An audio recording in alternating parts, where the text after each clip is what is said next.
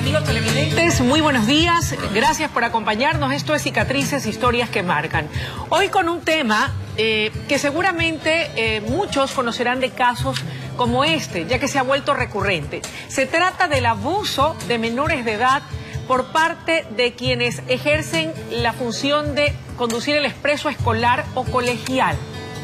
Hecho que, como indicamos, se ha vuelto cada vez más recurrente. Hoy tendremos un impactante testimonio. Mi estimado Hugo. Buenos días, ¿cómo están, amigos televidentes? Esto es Cicatrices, historias que marcan. Hemos invitado a Luisa para que nos den luces al respecto y para que nos ayuden con esta situación a dos distinguidos profesionales. Así es. Me gustaría que tú los presentes y digas quiénes son. Cómo no, los profesionales que nos acompañan es el jurista y penalista, abogado Julio César Cueva, y la psicóloga clínica Toyi Espín. A ambos, bienvenidos. Bienvenidos y gracias por estar con nosotros. Con ellos justamente vamos a consultar este tema que, como tú bien decías, Luisa, es recurrente, lamentablemente, porque en ocasiones, y ya nos lo dirá la doctora, entregamos a nuestros hijos en manos que no conocemos quiénes son, y de repente nos encontramos con esta muy desagradable sorpresa. Efectivamente. Y nos va a dar el testimonio. Para ello hemos invitado a Solange. Ella es el nombre protegido que le hemos dado a nuestra invitada, aparece en silueta en pantalla, y ella es tía de una menor de edad que desgraciadamente fue abusada por quien la trasladaba hasta el centro educativo donde estudiaba. Doña Solange, qué gusto que nos acompañe, buenos días y bienvenida.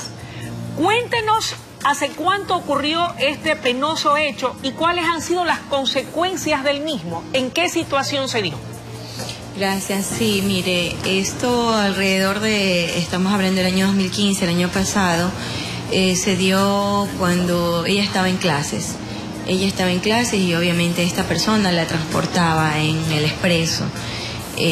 Casi cuando comenzó, porque era un colegio nuevo al cual asistía, no alcanzamos a contratar un expreso dentro del mismo colegio, sino fue externo.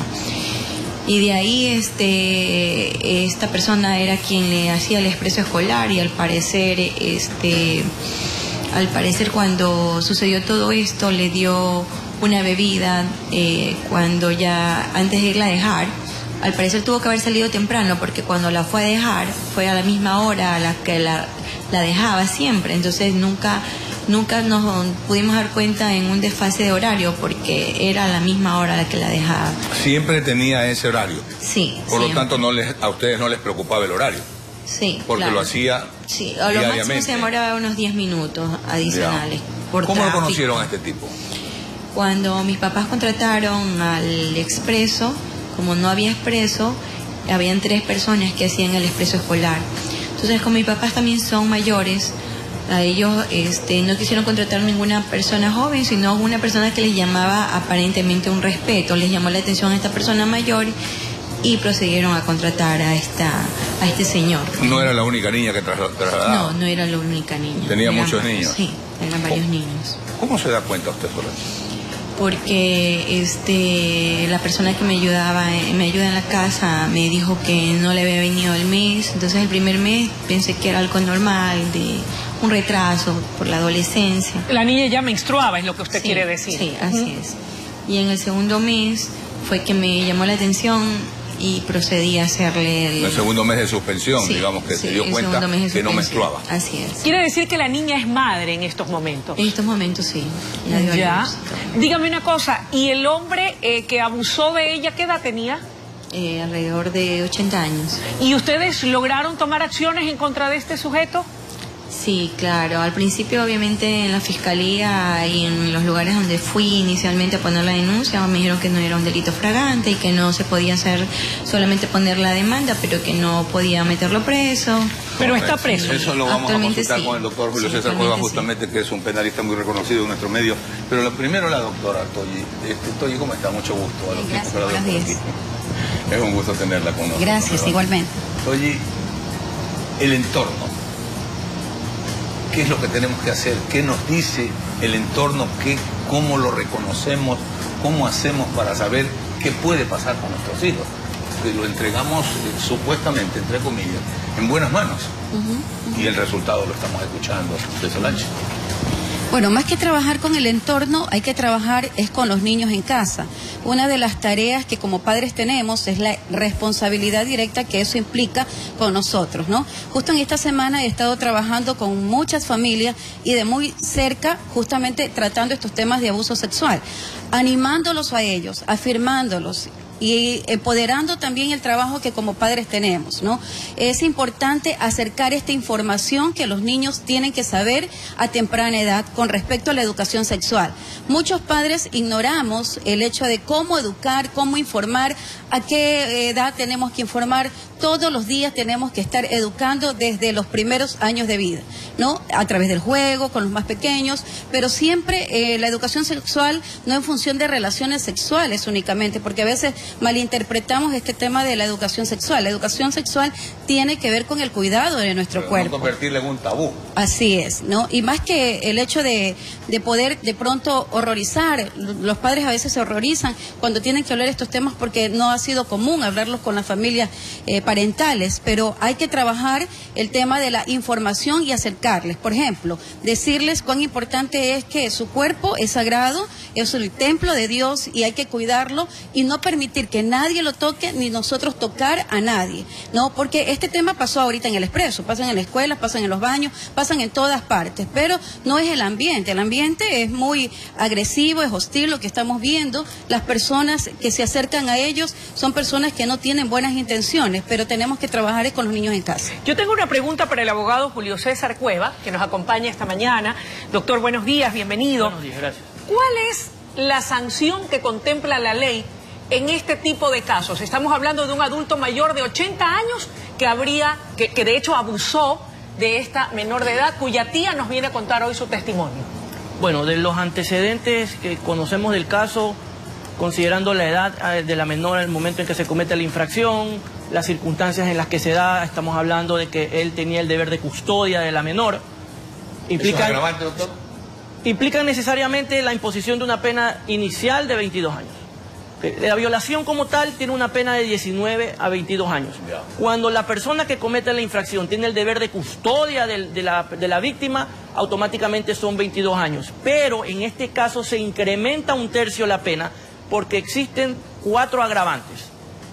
Una de esas es que la menor quede embarazada, que él conocía previamente a su víctima, que ocurre en un medio de transporte, ¿verdad? Por ejemplo.